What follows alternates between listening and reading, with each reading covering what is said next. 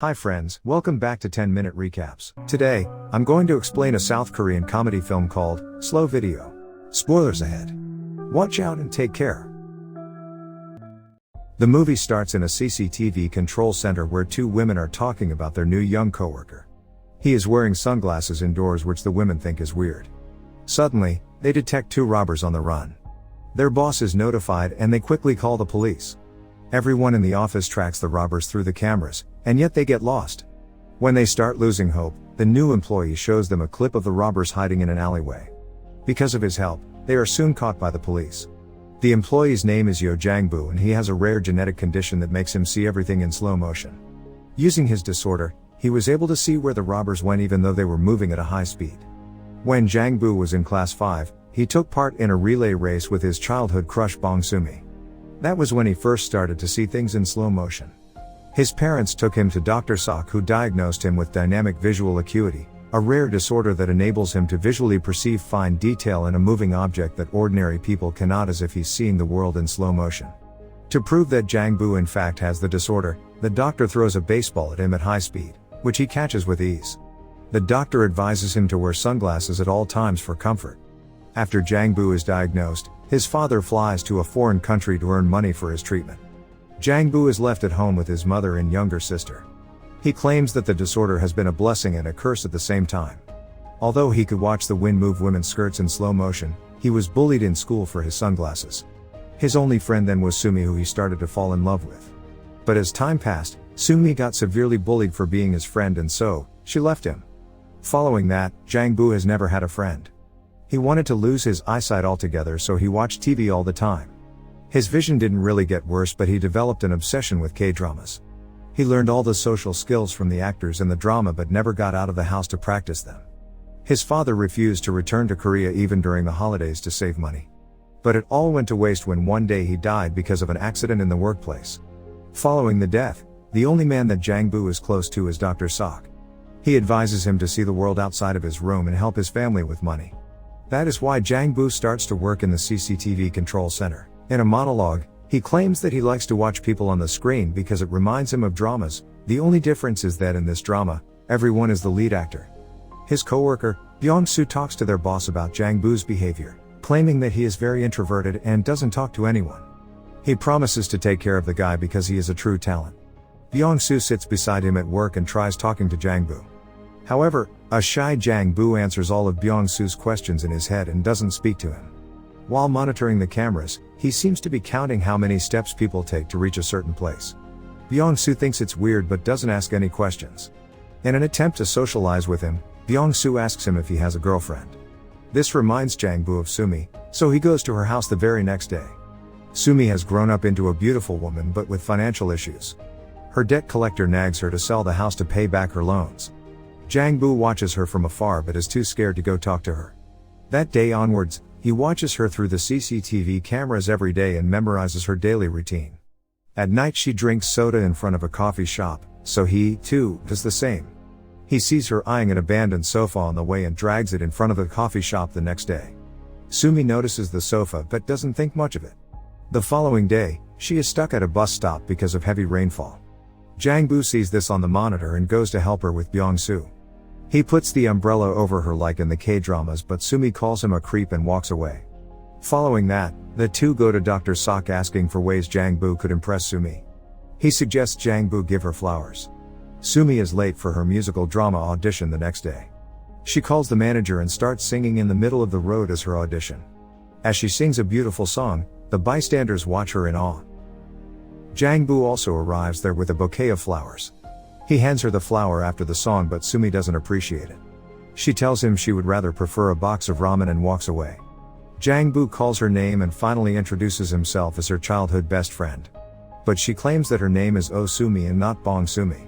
It turns out Jang-bu has been following the wrong woman all this time, yet he has started to fall for her deeply. That evening, they accidentally bump into each other and Sumi makes Jang-bu carry her groceries. Before leaving, Sumi asks him why he is looking for Bong Sumi, to which he replies that he used to like her in school. The next day at work, Jang-bu sees Sumi receive a phone call on the monitor. The person on the other end informs her that she got a role in the musical. She jumps and dances in the streets as Jang-bu watches her on the screen. That night, Sumi goes to celebrate at a local roadside restaurant. She notices Jang-bu watching her from outside and invites him in. As they talk, she shows him the musical script and practices her lines. Jang-bu compliments her acting and shows her a talent of his own. Soon, the entire restaurant watches Jang-bu catch spoons thrown at him. The following day, Jang-bu walks around Sumi's neighborhood while counting his steps. Byung-soo sees him doing this and realizes he is trying to memorize the ways. While returning home, Sumi finds Jang-bu waiting for her. They walk together talking about several things. She asks him what his job is and finds out that he works at the CCTV center and can watch people all day. They stop in front of the cafe that Sumi always stares at. She reveals that she has a crush on the cafe's owner and gushes about him owning a car. A jealous Jang-bu stares at the owner for a long time. He has made up his mind to take her on a ride to impress her. He asks everyone at work if they own a car in hopes of borrowing it. However, none of them happen to own one. While returning home, Sumi is approached by the debt collector. He starts to yell at her and threatens to hit her if she doesn't return the money. Jang-bu and Byung-soo arrive there right on time and save her from the man. When Jang-bu returns to work, Sumi yells thank you to one of the cameras, knowing that he is watching on the other end. At the end of the day, they meet at a park and talk for a long time. Jang-bu asks her what she would do if she owned a car, to which Sumi says that she would drive to the sea every day. Since he cannot get a car, Jang-bu befriends his local bus driver by traveling with him all day. He had been watching the driver play baseball alone at night through the cameras.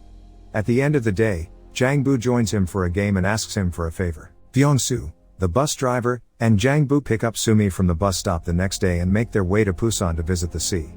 Seeing his efforts to make her happy, Sumi starts to like Jang-bu. However, their bus is stopped by the border police, who don't allow the local district bus to enter the other district. An angered Sumi tries to fight the policeman while Byung-soo calms her down. Their effort is useless because at the end of the day, they have to return home without reaching the sea. Jang-bu's boss tells them about recent cases of women being abducted around the town and asks them to be on high alert at all times. Just then, Jang-bu notices Sumi on a monitor, but she disappears right after. He freaks out and rushes to see if she is okay, only to see that she was trying to prank him to see if he will come. Sumi takes off his glasses for the first time and the two finally kiss. Jang-bu takes Sumi home and she invites him in. However, their plans are ruined when Sumi notices the debt collectors in her house. They throw her belongings around, threatening her to return the money. Jang-bu tries to run to her but suddenly falls down as his vision goes blurry. After the men leave, Jang-bu and Sumi sit down to talk. In the pile of stuff that the collectors threw out are drawings that Jang-bu made for Sumi when they were in school. Sumi reveals that she lied to him about being a different girl because she didn't want to be compared to her younger self. Jang-bu keeps quiet the whole time as Sumi looks at the drawings while smiling. He visits Dr. Sok the next day, informing him that his eyes have gotten blurry. It turns out that with time, his disorder has gotten worse, because of which he will be losing his vision very soon. Jang-bu had known that he would eventually go blind one day. That is why he has been counting steps everywhere he goes, so it would be easier for him when he loses his vision entirely. While Jang-bu is troubled by his worsening vision, Sumi is worried about her debt. She sells her house and gathers enough money to pay her creditors back, but now, she has nowhere to live. Jang-bu watches her on screen while she talks to a shopkeeper with a box of her belongings. Suddenly, his coworker notices a car suspiciously circling the same area. She looks closely at its number plate and notices that the car belongs to a kidnapper on the run. She notifies the boss and the police are informed immediately. However, they lose sight of the car and at the same time, Jang-bu loses sight of Sumi. He freaks out and runs to save her from potential danger. On his way, he loses his vision completely and crashes the bike. Byung-soo notices this through the cameras and runs to help him. Sumi, on the other hand, is approached by a strange man who grabs her arm. But before he can take her away, Jang-bu starts to run towards them. The abductor runs away, but Jang-bu almost crashes into a bus. The police arrive and take Sumi in for interrogation. Now, Jang-bu is left alone in the streets and is helped by Byung-soo. He cries while holding his friend, devastated on losing his vision. Several days have passed since the incident. Sumi gets busy with her life and doesn't contact Jang-bu. She looks at the CCTV cameras often when she misses him. A few months later, she notices Jang-bu inside her favorite cafe. She happily approaches him and waves her hand, but is shocked when Jang-bu brings out his stick and walks the other way. She follows him around the town and finally reaches an art gallery that is filled with paintings of her that Jang-bu has drawn. In a monologue, Jang-bu says that he has lost his vision but he still remembers her.